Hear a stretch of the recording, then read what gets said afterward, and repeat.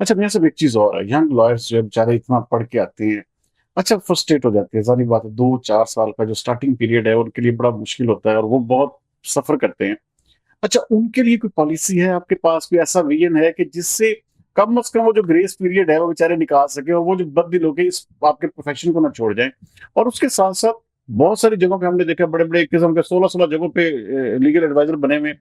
तो इन young lawyers के लिए क्या करेंगे आप? जैसे मैं इसमें थोड़ा-सा आपको गाइड करूँ या बताना चाहूँ, मेरी जो मार्क की इनकम है ना, ये 8 से 10 करोड़ रुपए है बहुत बड़ी इनकम की बात है। और एक्सपेंस हैं 3 से साढ़े 3-4 करोड़ रुपए। अच्छा, कम से कम 4 करोड़ रुपया या 5 करोड़ रुपया जो हमारी मार्क के पास मंथली। सरप्लस होते हैं, अच्छा, एनुअल अच्छा एनुअल।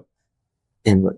अब उसमें से हम अपने वोकला के लिए जो यंग वोकला नए आते हैं, एक तो हमारे पास ये ऑप्शन मौजूद होता है कि हम उनको मुख्तलिफ कोर्स में लोकल कमीशन, कोर्ट ऑक्शनर वगैरह जब हम आए थे ना जिधर से, तो जो 2 साल वाले वोकला है ना, 2 साल तक की हुँ, जिनकी है, उनकी एक लिस्ट बनती थी। वो मुख्तलिफ कोर्ट्स को भेजी जाती थी और उनमें से ही लोकल कमीशन और कोर्ट ऑक्शनर मुकर्रर होते थे। हुँ। अब वो रूटीन प्रैक्टिस खत्म कर दी गई, हम उसको रिस्टोर करेंगे। इनएक्टिव हो गया वो सारा। इनएक्टिव हो गया, हुँ, उससे ऑन मेरिट। हुँ, उसमें देखिए अगर एक वकील को मेरे को महीने में कितनी कोर्स है, 100 के करीब 100 प्लस कोर्स है। हुँ, एक वकील को एक कमीशन भी मिल जाता है, एक लोकल कमीशन आ जाता है, जो कोर्ट ऑक्शनर आ जाता है, उसको एक सफिशिएंट अमाउंट मिल जाती है, हुँ, उसका गुजारा हो सकता है।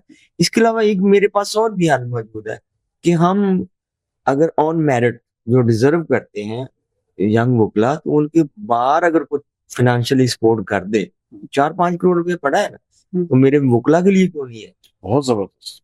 मैं ये बड़ी अपने बात। वोकला के लिए क्यों ना लगाऊं? हुँ, मैं उसको किसी और जगह क्यों जाने दूं? हुँ।